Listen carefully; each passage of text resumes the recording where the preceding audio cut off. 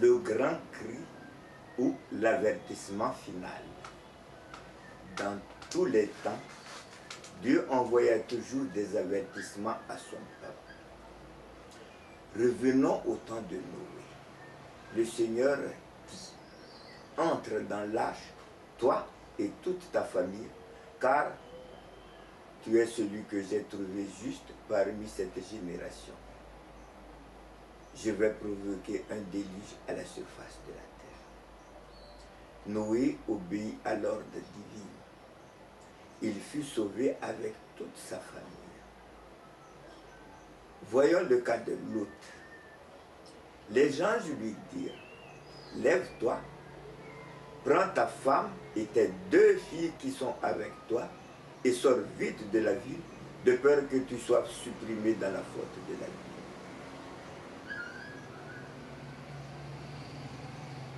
Lot obéit et il fut sauvé. Le Seigneur avait averti ses disciples concernant la destruction de Jérusalem. Ceux qui ont discerné le signe promis et qui ont quitté la ville à temps furent sauvés. De même, nous aussi, nous sommes avertis de la destruction qui attend notre monde et l'avènement de notre Seigneur. Ceux qui vont se préparer seront sauvés.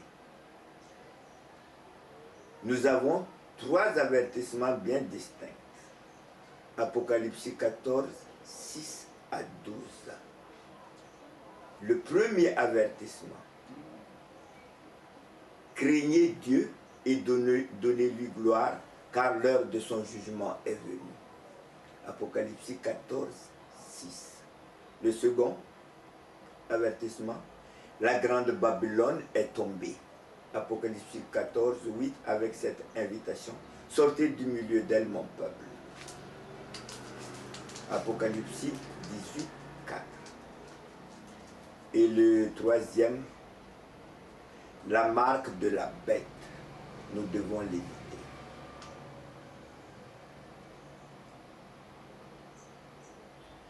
Pour commencer, nous allons emprunter la parole du Sauveur dans Matthieu 10, 26 et 27. Voici ce qui a été écrit. Ne craignez donc pas les hommes. Tout ce qui est caché sera découvert et tout ce qui est secret sera connu. Ce que je vous ai dit dans les ténèbres, dites-le à la lumière du jour. Et ce que vous entendez chuchoter, prêchez-le du haut des toits.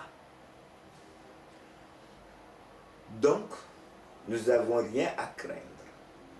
D'ailleurs, c'est un ordre. Il ne nous reste qu'à obéir.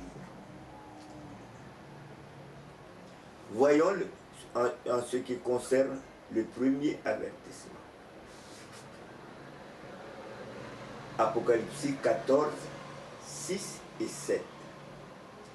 Voici ce qui est écrit.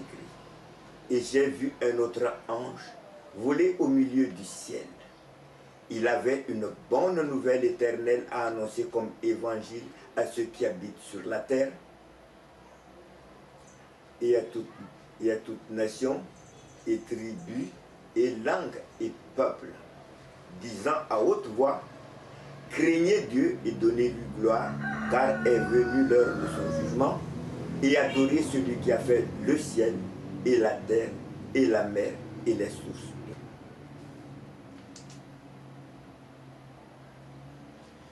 Le fait que cette proclamation est confiée à un ange est significatif. Dans sa sagesse, Dieu s'est plu à illustrer symboliquement la noblesse, la puissance et la gloire de ce message par la pureté, la gloire d'un messager céleste. Le vol de l'ange par le milieu du ciel avec une voix forte avec laquelle l'avertissement est proclamé à toute nation, à toute tribu, à toute langue et à tout peuple, témoigne de la rapidité et de l'universalité de ce mouvement. Nous avons parlé tout à l'heure d'un évangile éternel. Elle est déjà prédite par le Seigneur dans l'Évangile selon Matthieu 24, 14, en ces termes. Cette bonne nouvelle du royaume sera annoncée dans le monde entier pour que le témoignage en soit présenté à tous les peuples. Et alors viendra la fin.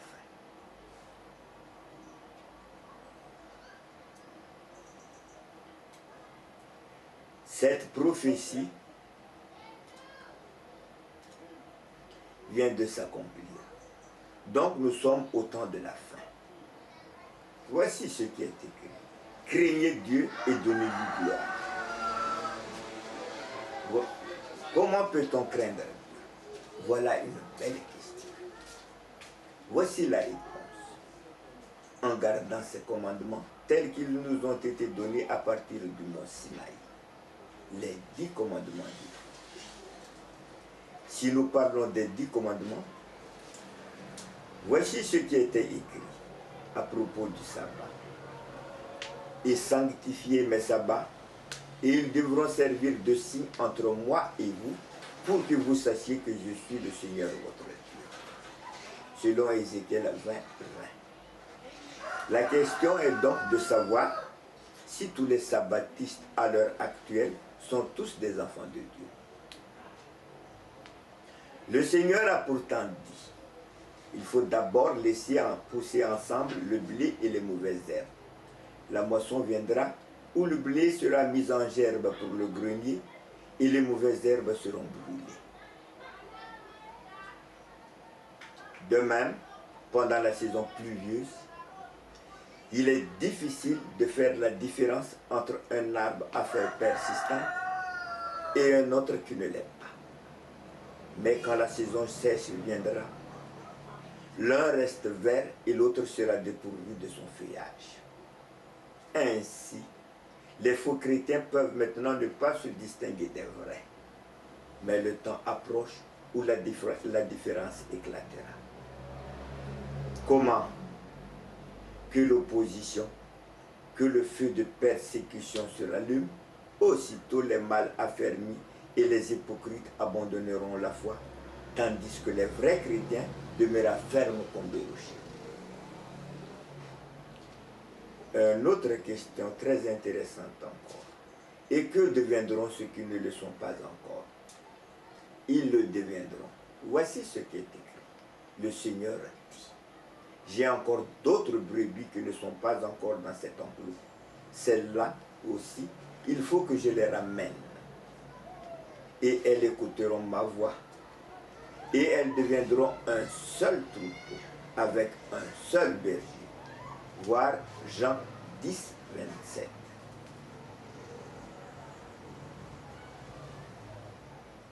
Les sabbatistes qui osent encore travailler le sabbat, que deviendront-ils?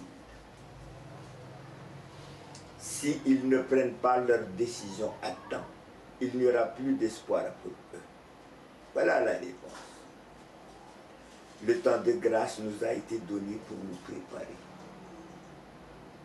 Hébreux 4, 9 à 11. Voici ce qui est écrit. Il reste encore un repos sabbatique pour le peuple de Dieu. En effet, celui qui est entré dans le repos de Dieu s'est reposé lui aussi de ses œuvres comme Dieu des siennes. Faisons donc tout notre possible pour entrer dans ce repos, de peur que quelqu'un ne tombe dans le même exemple de désobéissance.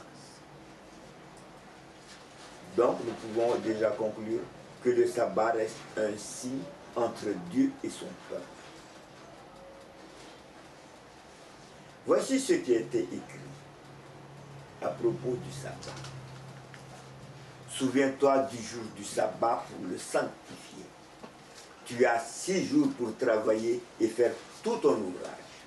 Mais le 7e jour est le sabbat de l'Éternel, ton Dieu.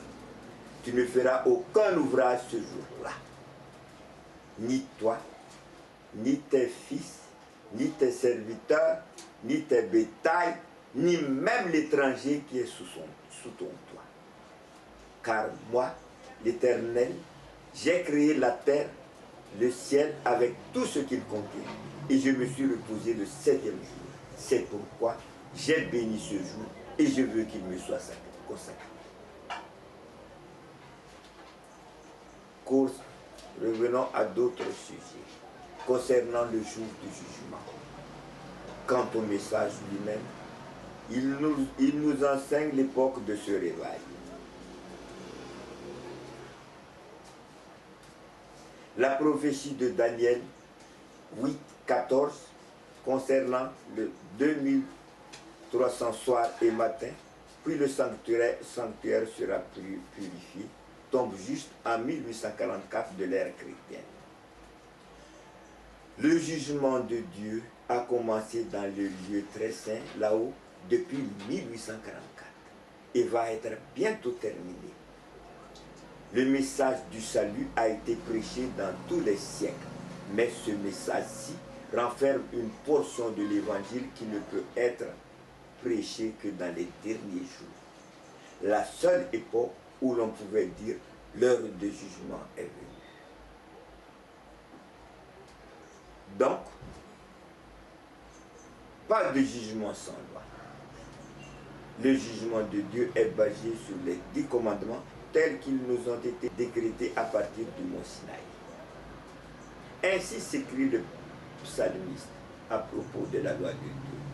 Tous ces commandements sont immuables, ils sont inébranlables pour toujours à perpétuer. Donc, craindre Dieu consiste à observer ses commandements. Ce dernier se résume en 2 parties. Aimer ton Dieu de tout ton cœur, de toute ton âme, de toutes tes forces. Voilà le premier commandement. Et le second est ton prochain comme toi-même. Les 4 premiers consistent l'amour envers son Créateur. Voici ce qui est écrit. Premier commandement. Tu adoreras Dieu seul et tu l'aimeras plus que tout. Le deuxième commandement. Tu ne feras pas d'objet taillé ni de représentation quelconque. La troisième. Tu ne prononceras pas le nom de ton Dieu en vain. Et le quatrième. Souviens-toi du jour de sabbat pour le sanctifier. Exode 20, 2 à 11. Voici encore ce qu'on voit dans d'autres traductions. N'oublie jamais de me consacrer le jour du sabbat. Voilà ce qui est écrit. Nous devons aussi être purs. Voir Lévitique 11 concernant les animaux purs et les animaux impurs. Et surtout le verset 47. Voici ce qui est écrit dans ce verset. Elles permettent de distinguer les animaux purs des animaux impurs. Ce que l'on peut manger et ce que l'on ne doit pas manger. Parmi les animaux terrestres, vous pouvez manger ceux qui ont des sabots fendus et qui ruminent. Versets 2 et 3. Parmi les oiseaux, les animaux vivant dans l'eau, vous pouvez manger ceux qui ont des nageoires et des écailles. Verset 9. Parmi les oiseaux du ciel, les oiseaux carnivores, c'est-à-dire vous ne pouvez pas manger les animaux carnivores. Voir verset 13 à 19. Parmi les insectes, ayez en horreur les insectes dépourvus d'ailes et de pattes. Toutefois, vous pouvez manger ceux qui ont des pattes leur permettant de sauter sur le sol, à savoir les diverses espèces de sauterelles et d'écriviers. Versets 20 à 23. Voyons le verset 44. Voici ce qui est écrit. Moi, je suis le Seigneur votre Dieu. Comportez-vous comme des êtres saints, car je suis saint. Ne vous rendez donc pas impurs en touchant les bestioles qui se déplacent au ras du sol. Voyons enfin Ecclésiaste 12, verset 13. Et voilà la conclusion de tout ce qui était dit. Le devoir de tout homme est de respecter Dieu en observant ses ordres.